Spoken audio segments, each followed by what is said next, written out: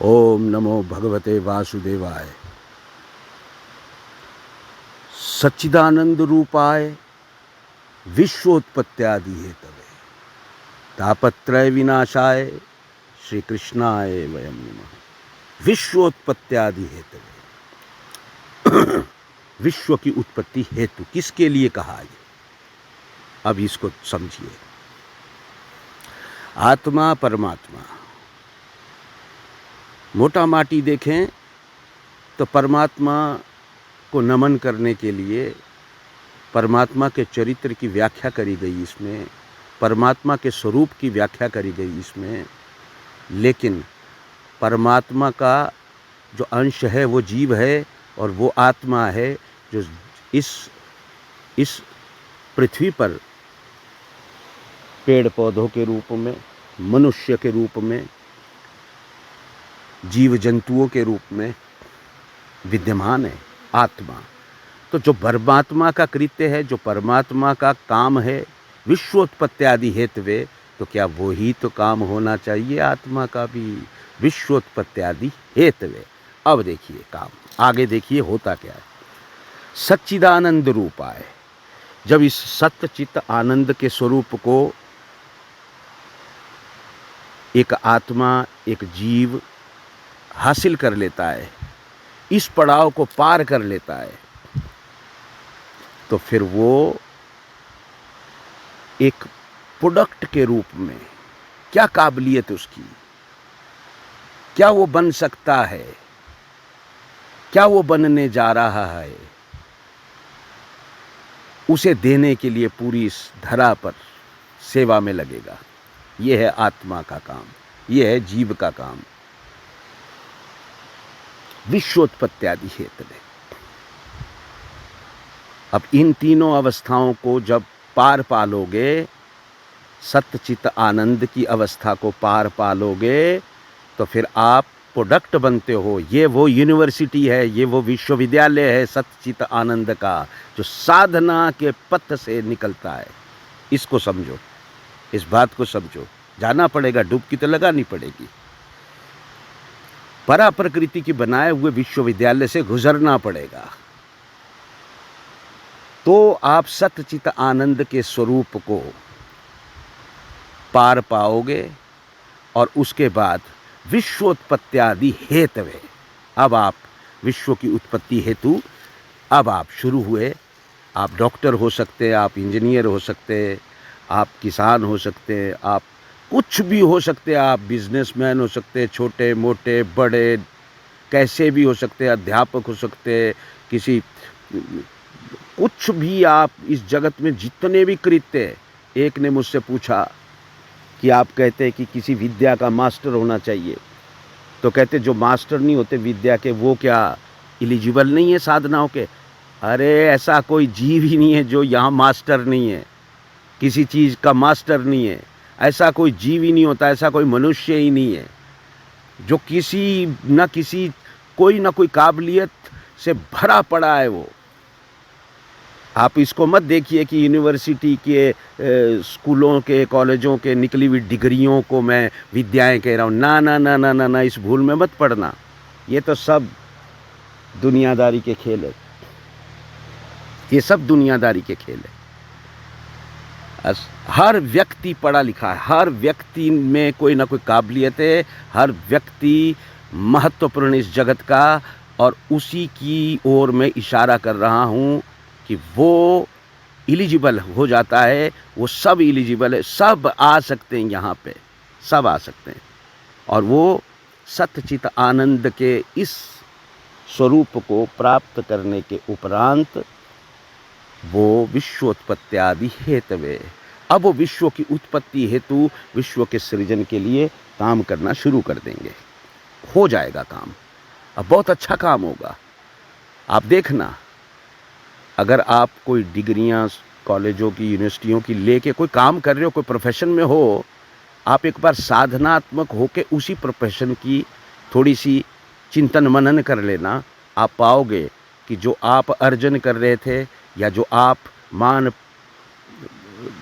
प्रतिष्ठा हासिल कर रहे थे इस जगत में, वो दुगनी चौगुनी और वो आभा ही अलग हो गई आपकी। अब आपका व्यक्तित्व बना है, अब लोग आपके ऊपर विश्वास करना शुरू कर रहे हैं। ये है इस परा प्रकृति के विश्वविद्यालय की महिमा। ये है इस मकतबे दुनिया का है निराला उसूल। ये है वो मकतबे, ये है वो पाठशाला रूपी दुनिया। तो अब हम आगे की चर्चा करते हैं थोड़ी सी। विश्वोत्पत्त्यादि हेतवे। अब व्यक्ति को देखना है कि वो मार्गी अवस्थाओं को प्राप्त करना चाहता है और ज़्यादा कुछ करना चाहता है।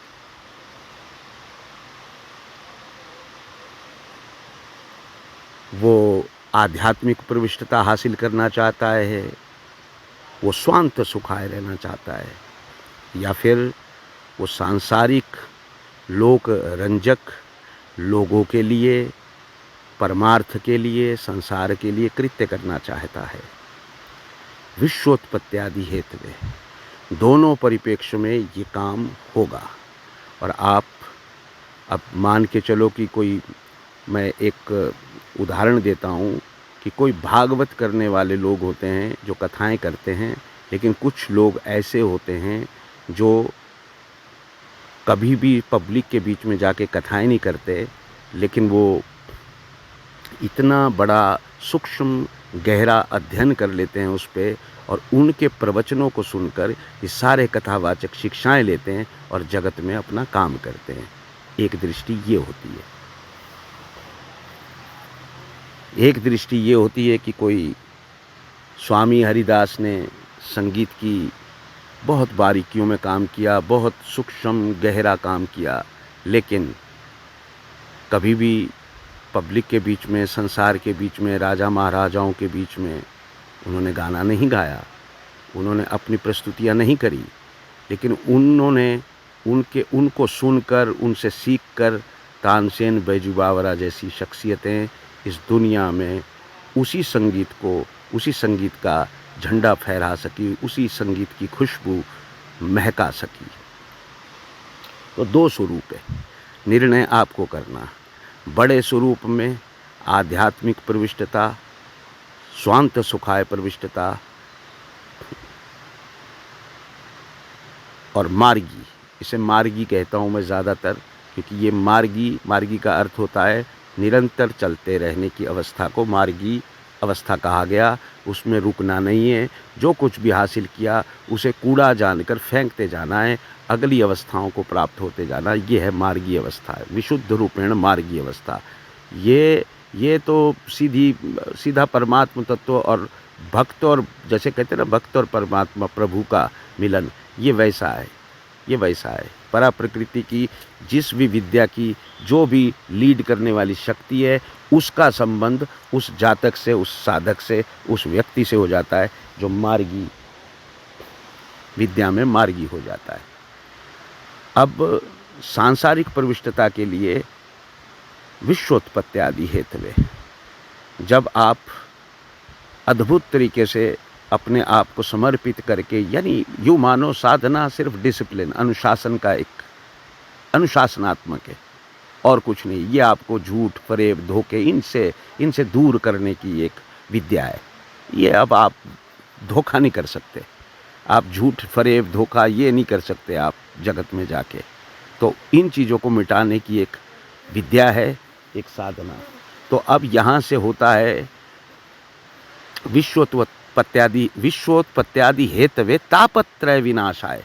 अपने आप ही जब आप सच्चा काम जगत में लगेंगे करने, तो आपके पास जितनी भी रुकावटें, जितने भी कष्ट, जितने भी दुख, जो भी आपके पास ताप आएंगे, वो अपने आप उनका निवारण होना शुरू हो जाएगा।